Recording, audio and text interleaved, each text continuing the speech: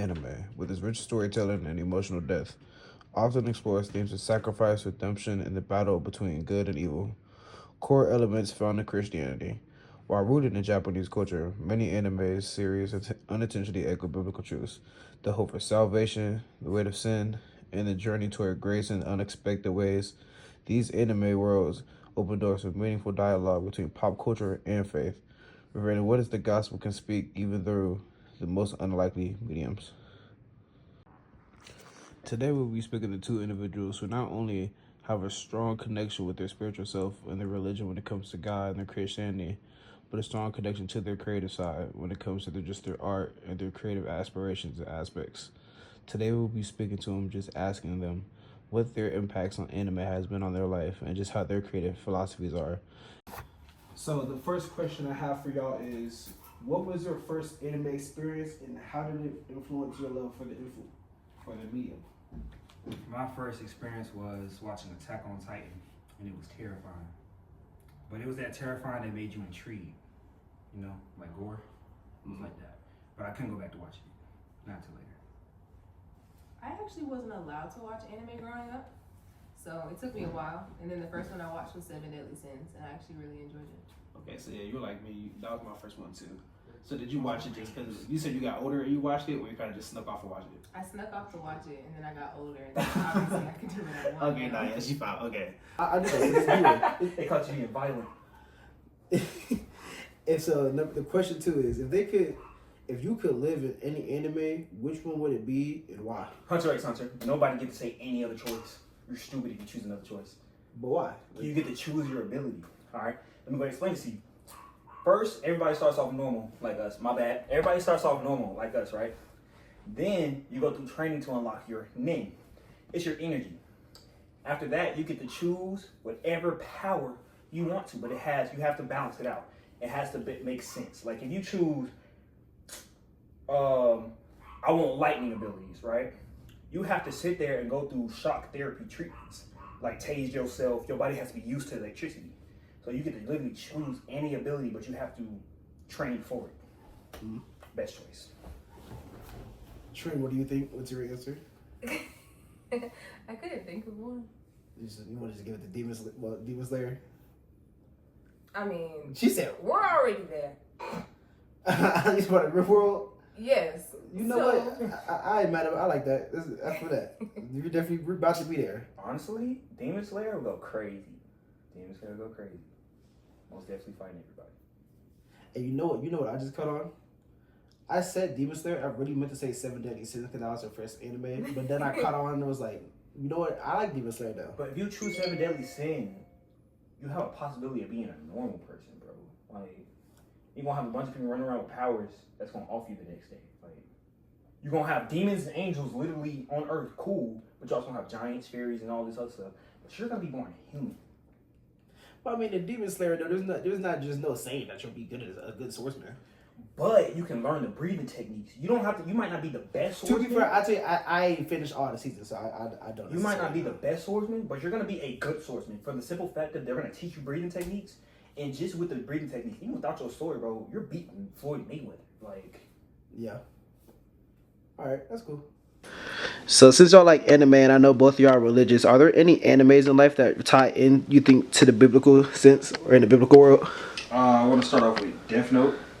If y'all know what that is, mm-hmm. You know what that is? Yeah. Okay, so basically, Shikigami and everything is already an entity from another plane. I would consider those the demons or angels, depending on how you want to look at it.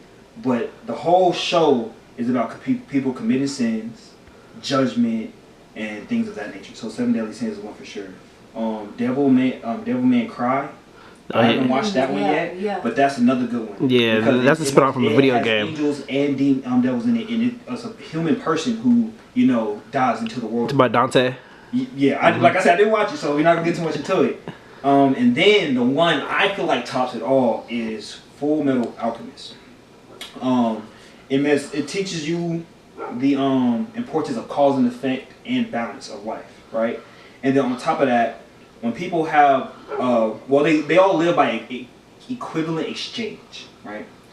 And then they also have a being in there called the One, but that being in there is God, right?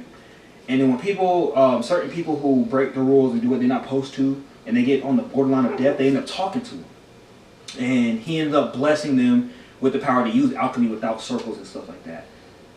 But he always makes sure they have lessons with it, like, hey, it's going to cost you something. It's going to cost you something mentally. It might be an internal organ, it might be a limb. But whenever you ask him a question, imagine you asking Jesus a question. He's not going to answer you straight up. That's how the one in there answers you. Well, that depends. Do you consider Adventure Time to be an anime? I would say yes, just because of the plot. Yeah. I would say yes because of the plot. And then you said if you want to say it ties into biblical, I would agree on you with the sense of the big guy. Lynch? No, not the Lynch. His counterpart. Bill? The dude Finn was a fan of. Yeah. The big guy. Yeah. So he would be like the good angel, and the Lynch would be like the demons or Satan for that matter, because he was trying to cause chaos around the whole universe and stuff like But that. you have to also consider the fact that Finn was very righteous.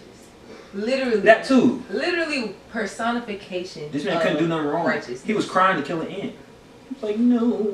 And then you get his whole backstory. But that really doesn't pertain to the question.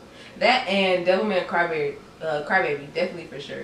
Yeah, Devilman Cry is a good one. You also have the spiritual realm that you have to deal with when it comes to biblical studies and biblical things of that nature. So, yeah, that one too. Let's go. So Trent, you say growing up that you didn't necessarily get to watch anime. Can you explain like in detail why you didn't get to watch anime growing up? So when I was younger, they didn't really tell me why, but the older I got, the more I started studying my religion and ended up studying other religions and realizing that most of the people that made certain animes were Confucianists. So Confucianism obviously isn't Christianity, so you don't really want to mix those two. That's really where I ended up getting caught up in the mixture of both. So I'm gonna ask both y'all, you feel me? You know, anime has a lot of superheroes, you feel me? In the Bible we have a lot of heroes, you feel me, that we can look up to. So who would y'all say besides Jesus is your biblical role model? Okay, so for me, I say John the Baptist. Alright, and the reason I say him is because not only does he follow Jesus, he makes sure everybody know it, and he don't hold nothing back. Because if you read Matthew, Mark, Luke, John, the other ones they be trying to be nice, because the Lord say be nice, be kind, but they be overly nice and kind. They be like, this person did that. John snitching. He don't care about getting stitches. He don't. He'd be like, hey, nah, this person did that. They were wrong, but they still a good person. What do you say? Repent ye. Repent ye. Like, he don't play with him. But John the Baptist don't play. He is the closest person. Honestly, if him and Moses met, bro, John would call Moses out for some stuff. I'm not gonna lie. Moses is gonna seem like not as good as the guy as we see him as. He's gonna see him like a good guy, but John gonna make sure we know his good and bad. So I mess with John. First off, Trent, I ain't gonna lie, the light ain't doing you good right now. Told you, boy. Hey, look. I told you. But Trent, you feel me? So same question for you. Besides Jesus, who's your biggest biblical influence? So just recently, I found out that I believe it would be King Solomon. Granted, he had his little rocky road of, messing around with women and allowing them to take him from God and, and everything else. But I don't want to say the entire Kings. It's either First or Second Kings, where his business plan is. And he is obviously considered one of the wisest men in the Bible. And me and him share naturalistic intelligence, and I really like that. So he's probably somebody that I can really relate to when it comes to, dare I say, wisdom, but just how we see things. Because most of my analogies and stuff I've come up with are because of, nature and, animals and things like that. So King Solomon is definitely on my list. I like that.